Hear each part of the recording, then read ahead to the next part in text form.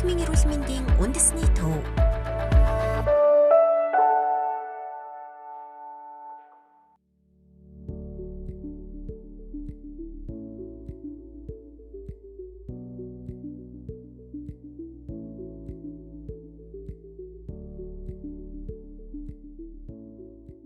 Баянзүх дүүргийн эрүүл мэндийн төвөөс та бүхэнд агаарын бохирдлоос өрсөн сэргийлэх зөвлөмжийг хүргүүлж байна.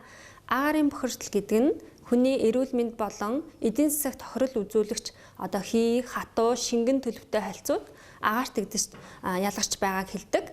Агаарын бохирдлыг байршлаар нь гадаад болон дотоод орчны агаарын бохирдол гэж ангилдаг байгаа. Хүн амьдралынхаа 80-90%-ийг дотоод орчинд өнгөрүүлдэг байна. Дэлхийд дахинд жил бүр дотоод орчны агаарын бохирдлоос хамаарч 3.8 сая хүн нас ордог байна.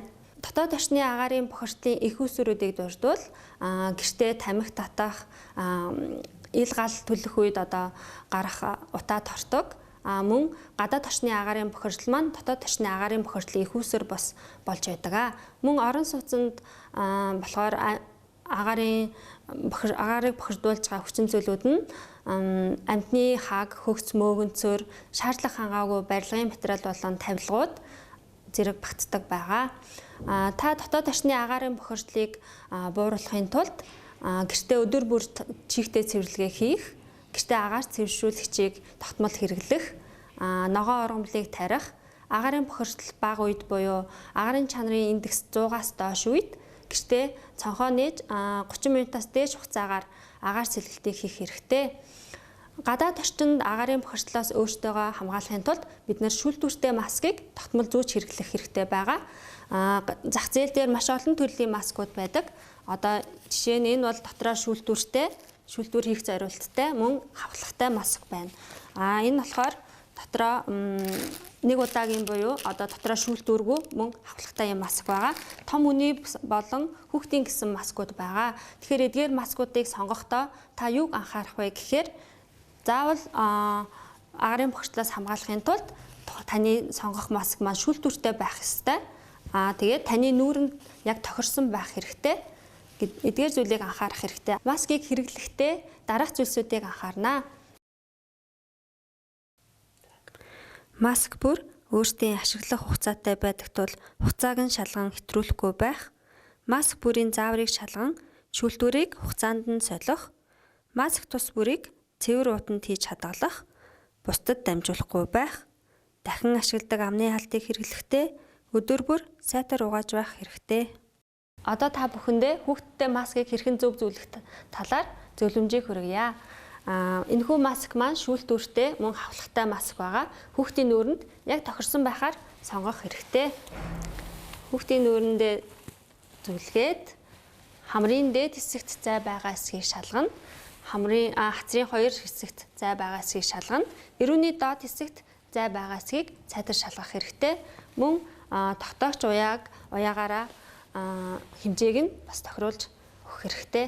Найзуудаа маска зүүцгээе.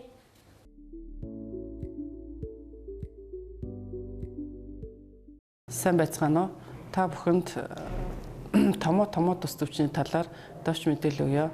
Томоо өвчин нь бол огцом өндөр 39-с 40 хүртэл халуурах, булчин шүрмэс бүх үеэр шархирч өвдөх, хордлогын ерөнхий шинж тэмдгээр илэрдэг өвчнийг томоо өвчин гинэ. Томоогоос гадна томоо тус өвчин олон янзын вирусээр үүсгэгдэх амьсгалын дээд замын чичмэг өрөөслийг томоо тус өвчин гинэ. Томоо өвчин нь агаар туслын болон хавьтлын замаар бол халдварладаг. Агаар туслын зам болгон хүн томоо тус өвчнөөр өвдсөн хүн ханиалгах, найтайлгах, нус цэрэ ил задгаа хаях, агаар туслын замаар халдварлахыг агаар туслын замаар халдварлах гинэ. Томоо өвчний үед нууц үе нь бол 4-6 хоног байдаг.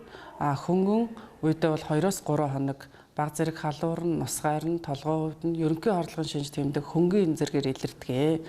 Дунд үед нь бол 4-5 хоног халуурн, ерөнхий хорлогын шинж тэмдэг тод илэрнэ. Хүүхэд ханиалгана, найтайлгана, хоолндоо дургу болно, тавгуйтах шинж тэмдгээр илэрдэг.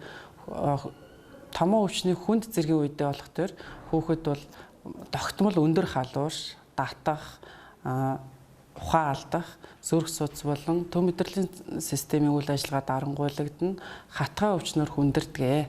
За томоо тусд амьсгалын замын цочмог өвчнөөс сэргийлэх арга хэмжээнд хамгийн түрүүнд вакцинд хамрагдана, дулаан хувцлана, илчлэг чанартай хоол хүнс сэргэлнэ, гараа тогтмол угаана, маск тогтмол зөөнө, өрөө тасалгаанда агаарын сэлгэцэл тогтмол хийж явах ёстой, чихтэй цэвэрлэгээ тогтмол хийж явах ёстой, аригт тамхи мансууруулах бодисноос татгалзах ёстой, тархлагаа байнга дэмжиж явах ёстой.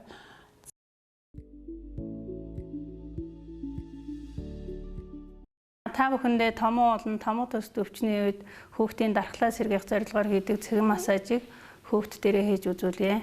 За цэгэн массаж 1-р цэг болохоор хөмсгний дотор цэг. Энэ дээр эрхий болон долоовор хуруугаараа нар зөв 3, нар буруу 3 зөөлн дунд зэргийн хүчээр ингэж дарж хийн. 2-р цэг нь болохоор хамарны угал зэсэгт нар зөв 3, нар буруу гэж ингэж хийн.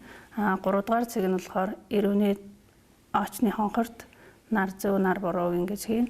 4-р цэг болохоор энэ төнхий хоёр талд долоовор хуруугаараа ингэж нар зөв нар буруу.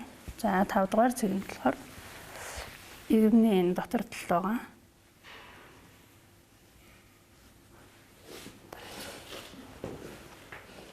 За дараагийн цэг нь болохоор энэ чихний артлын хөхлөг сэртэн дээр нар зөв нар буруу 3.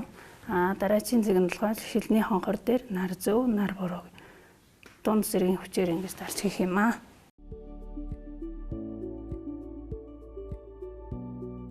Амьсгалын замын цочмог халдварт өвчин томоо төс өвчний үед болохоор хоолой зайлах уусмал нь нэлээд үр дүнтэй байдаг. Энэ үед болохоор давсны уусмал, соодын уусмал, нимбэгний уусмал, саримсны уусмалууд нь нэлээд үр. За гарын дорох материалууд байна. Хоолой зайлах уусмалыг бэлтгэхэд энд маань айл бүрт байх хүнсний бүтээгдэхүүнүүд байгаа. За энд нэгдүгээрт нь болохоор давсны уусмалыг яаж хэрэглэх вэ гэхээр энэ дээр 1 литр уусмал, энэ дээр болохоор давс нь ямар давс байх вэ гэхээр жамс давс байж болно, яач усан давс байж болно. Давсны уусмалаа найруулахтаа болохоор 1 литр уусмалдаа 5 грамын халбгаараа 2 удаа бүлээн хал уулсандаа хийгээд найруулнаа. За ингээд энийг ууслан сайхан хутгаад энэ ус маань өөрөө бүлээн халуун байгаа шүү дээ. Тэгээд өглөө өдөр орой байнга хоолоогоо зайлах юм бол томоо төс өвчнөөс урьдчилан сэргийлж чаднаа. За соодын уусмалыг болохоор энэ болохоор 10% гэж байгаа маань 5 грамын халбгаараа 2 удаа хийсэн байгаа. Энэ дээр болохоор соодын уусмалыг яаж найруулах вэ гэхээр 1 литр уусмалтаа энэ халбаг маань өөрөө 5 грамын халбаг учраас 2-1 гэж бодоод соодоо хийн.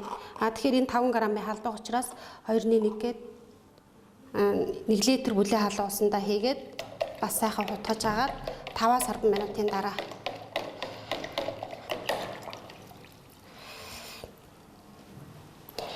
за дараагийн уусмал банд болохоор саримсны уусмал байгаа. Саримсны уусмалыг болохоор 4-5 ширхэг энэ саримсыг болохоор ингээд жижиглэн хэрчиж байгаад бүлээн хал уусандаа хийгээд 500 мл ус байж болно. 250 мл ус байж болно. За нимбэгнийхаа юуг болохоор 250 мл усанд болохоор 1 хэрчим нимбэгийг бүлээн хал усанд хийгээд энийг бас нэг 20-10 минут байлгана. За саримсны уусмал нимбэгний уусмал хоёр маань ханаа томооны үед дархлаа сайжруулдаг учраас үр дүнтэй байдаг. Нийгмийн эрүүл мэндийн үндэсний төв